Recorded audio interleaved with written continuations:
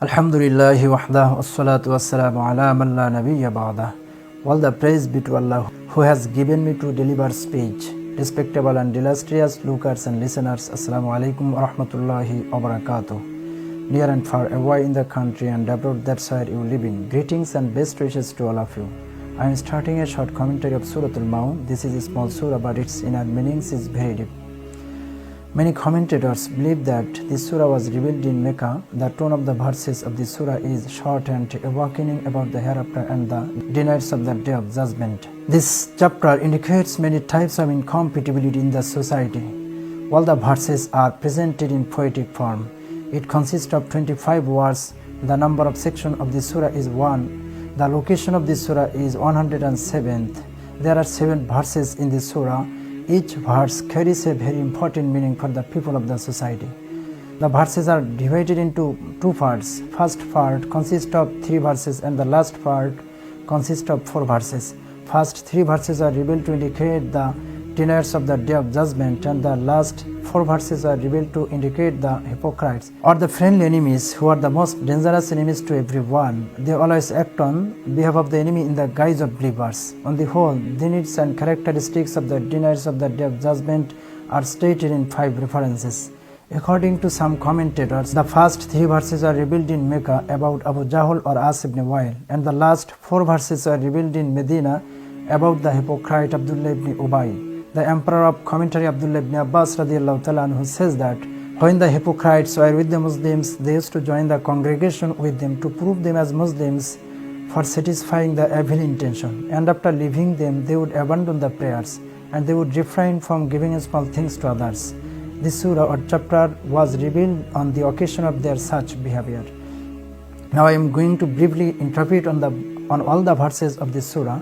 In the first verse, Allah subhanahu wa ta'ala says that أَرَأَيْتَ الَّذِي يُكَذِّبُ بِالدِّينِ, have you seen him who denies a deen? Addressing Holy Prophet, peace and blessings of Allah be upon him, Allah subhanahu wa ta'ala says that, O Muhammad, have you seen the one who denies a deen? Here the word deen means the hereafter, the recompense and the final reward. Through the term deen, many commentators indicates 2 types of the verses in the Holy Quran, such as narrated in the 3rd verse of Suratul Fatiha. Allah subhanahu wa ta'ala says in this verse, Malik Yawmiddin, meaning master of the day of judgment. This day will be very fearsome to everyone. Allah won't accept any supremacy to protect anyone from them. Commentators also indicates the another verse, that means the verse 19 of Suratul Ali Imran, Inna ad-dina indallahi al-Islam. Metaphrase in English, undoubtedly Islam is the only system of life for Allah subhanahu wa ta'ala.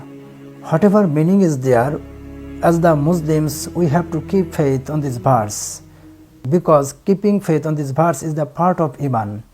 And now the turn is to explain the 2nd verse. Allah subhanahu wa ta'ala says in this verse, فَذَلِكَ الَّذِي يَدُعُ الْيَتِيمِ, that's he who drives away the orphan, meaning he is the one who oppresses the orphan and doesn't give him his just due. In the next verse, Allah subhanahu wa ta'ala says that وَلَا يَحُدُّ عَلَى طُعَامِ الْمِسْكِينِ, and encourages not the feeding of al-miskin. Here the word miskin means the poor man who has nothing to sustain him. For illustrating these 2 minstrels, Allah subhanahu wa ta'ala says in the verses 17 and 18 of Suratul Fajr, Kalla balla tukrimuna al-yatim wala tahadduna ala ta'amil miskin.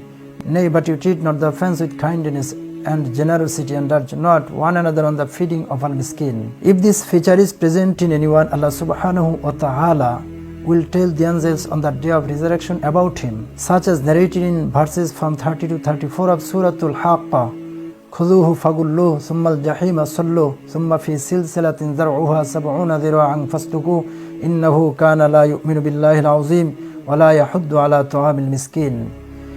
On the day of judgment, the angels will be instructed to put a noose around his neck, then cast into hell, then shackle him with a chain of 70 years long.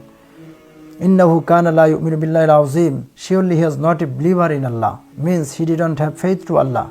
وَلَا يَحُضُّ عَلَى طُعَامِ الْمِسْكِينِ, and encouraged not the feeding of al-miskin, means he didn't inspire anybody to feed indigent. Addressing Aisha radiallahu ta'ala anha, Holy Messenger, peace and blessings of Allah be upon him, said that La tariddil masakin, O Aisha, do not drive away the poor people. Allah subhanahu wa ta'ala says in the next verse, فَوَيْلٌ لِلْمُصَلِّينَ, So to those who praying once. Here the word wailun means a terrible place for the inhabitants of hell.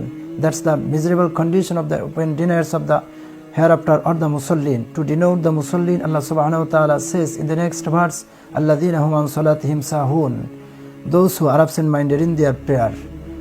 Here the word sahun means a mistake which is done by negligence. It's the prayer of hypocrites. They don't have humility and contemplation in prayer. They are heedless of their prayers. Allah subhanahu wa ta'ala says in the next verse, Alladhina hum yura'un, those who do good deeds only to be seen.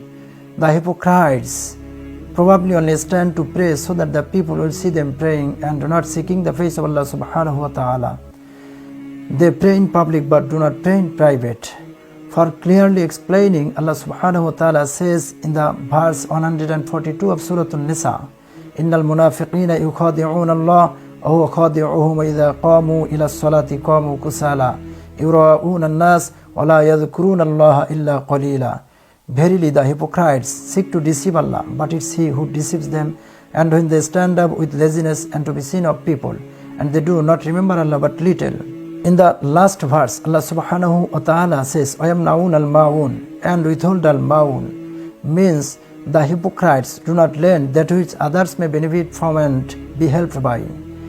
Honorable viewers and listeners, as the Muslims, we have to come forward to extend our helping hand to the helpless people.